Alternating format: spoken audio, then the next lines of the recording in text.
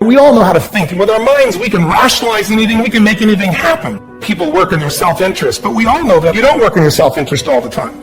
Because when emotion comes into it, the wiring changes in the way it functions. I look at life and say there's two master lessons. One is there's the science of achievement. That's how do you take the invisible and make it visible, right? How do you take what you dream about and make it happen, whether it be your business, your contribution to society, money, whatever it is for you, your body, your family. But the other lesson of life that is rarely mastered is the art of fulfillment. When it comes to fulfillment, that's an art. And the reason is it's about appreciation and it's about contribution. You can only feel so much by yourself. What is it that's going to truly fulfill you? What is it that's going to give you that extraordinary life? What's going to make things magnificent on your terms, not somebody else's terms, not your father, your mother, your background? What is that really? You got a ton of money and still be miserable, right? You know, so it's like mastering the science of achievement, but also the art of fulfillment. It's about, if you're totally successful but you're not fulfilled, then well, yeah, you have nothing. You made everybody happy but yourself. That's the worst thing about it. That's Robin Williams is a beautiful man. He's such a beautiful man. Killed himself. Right?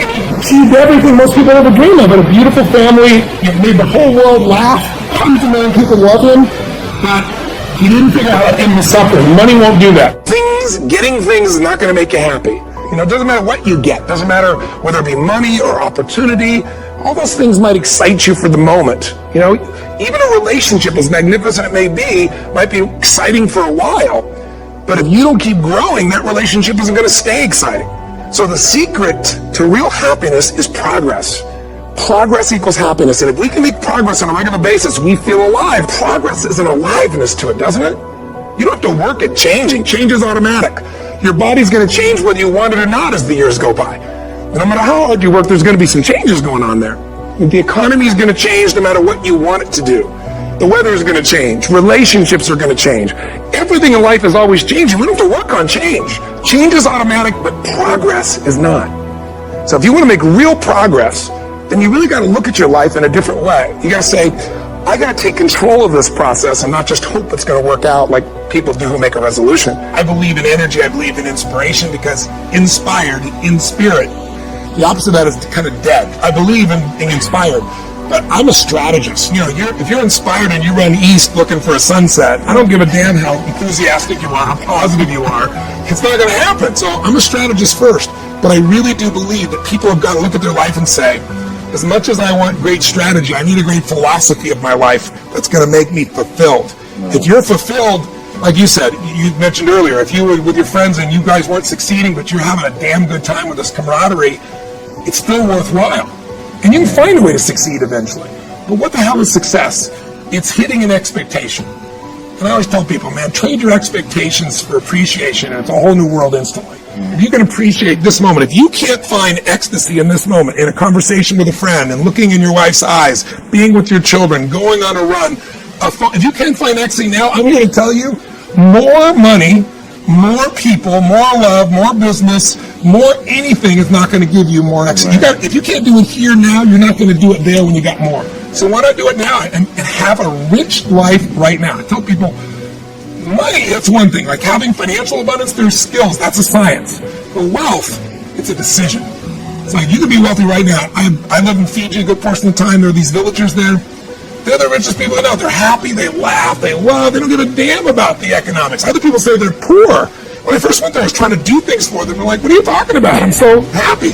Wealthy people come over from the United States and they go travel around and try to figure out what to do, and they're going to spend 9 years to do this and this and this so they can finally sit down and be happy. And the Fijian guy goes, why don't you sit on the beach right now, dude, and experience it? Why spend the 9 years? Why not have it now? That's my invitation.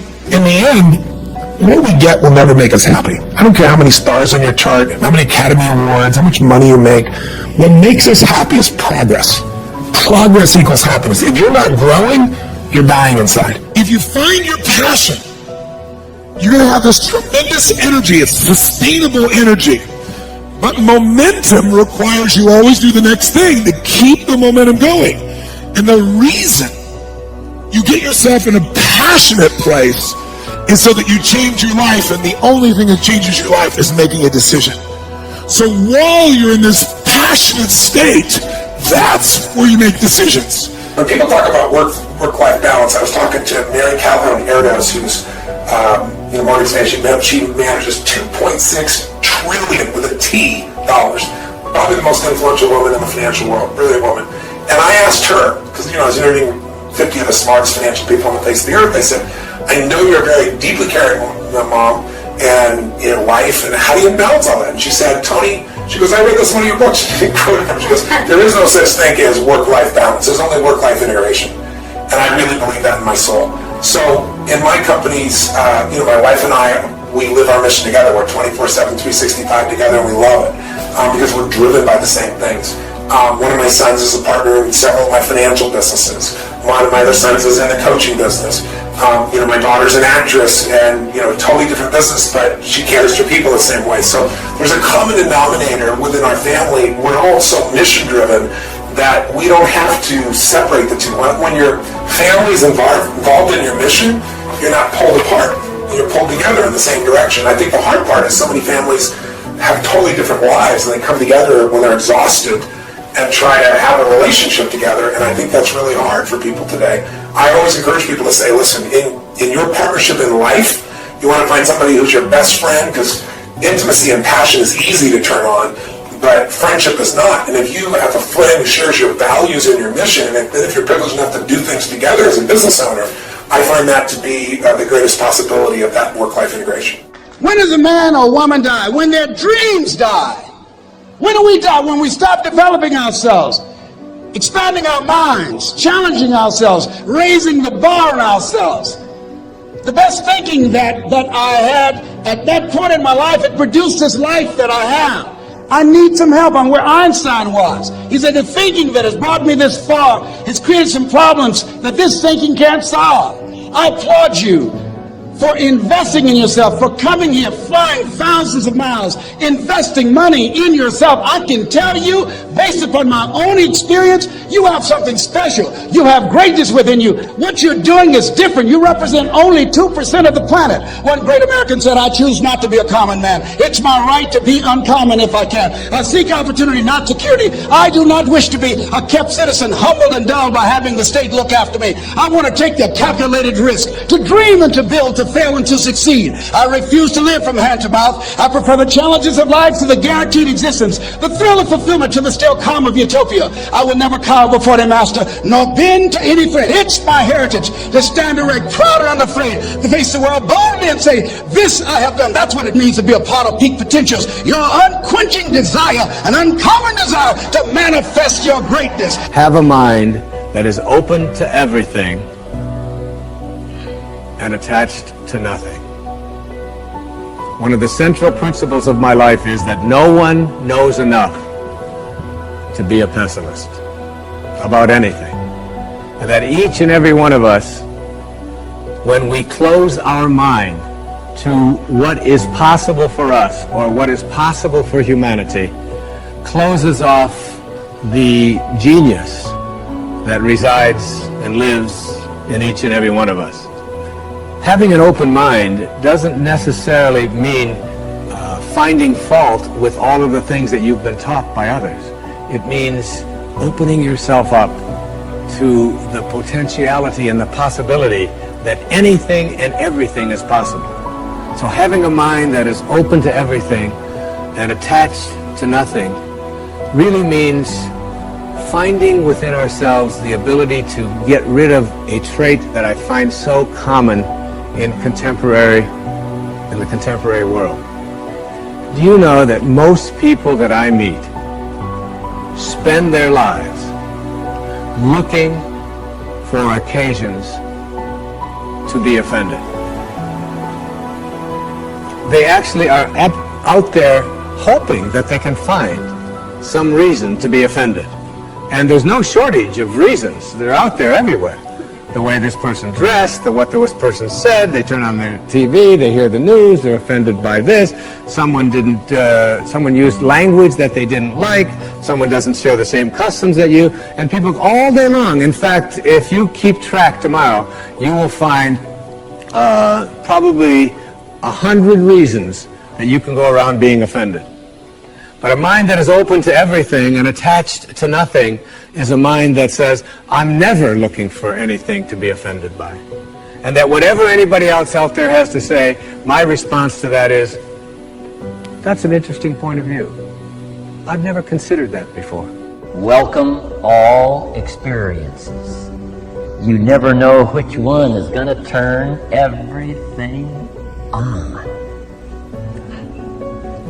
Don't put up the walls.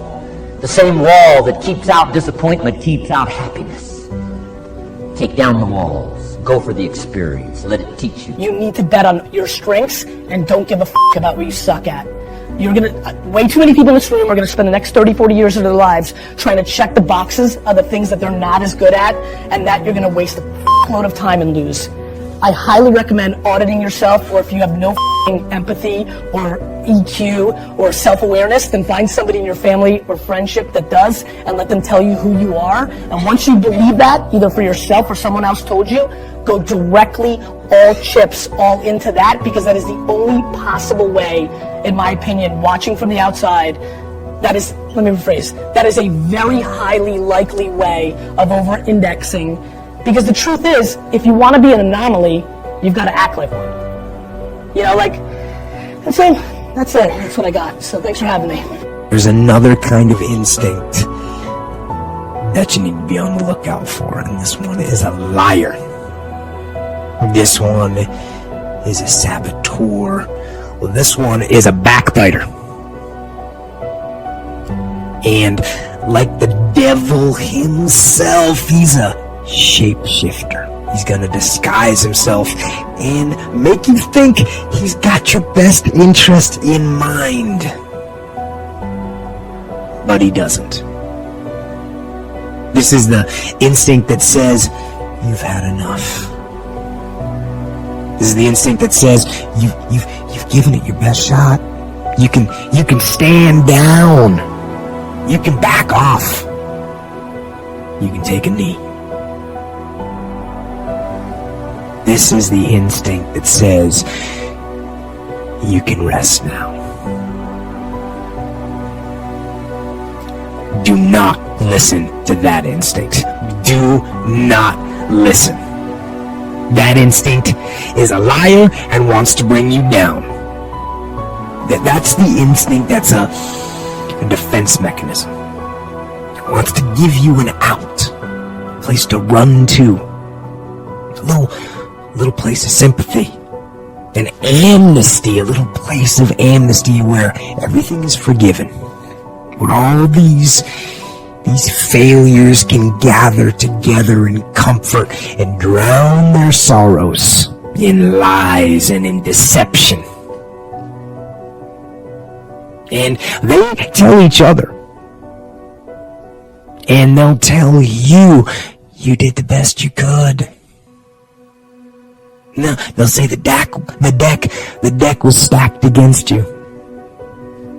And they'll say it's not your fault. And they'll tell you it's okay to stop. It's okay to settle. It's okay to give up.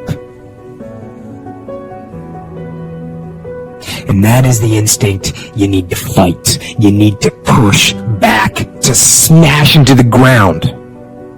Do not take the easy way out. Do not give up based on instinct. If you are forced to stand down, to retreat, so that you can rebuild and reattack, so be it. But make that decision based on logic, not on the instinct of surrender and defeat.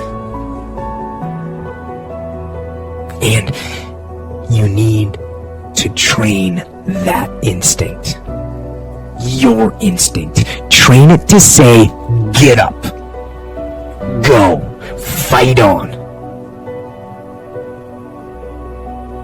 And if that is what you become, if that becomes your fundamental reaction to adversity, if that becomes your gut instinct, then you will overcome just about anything that stands in your path.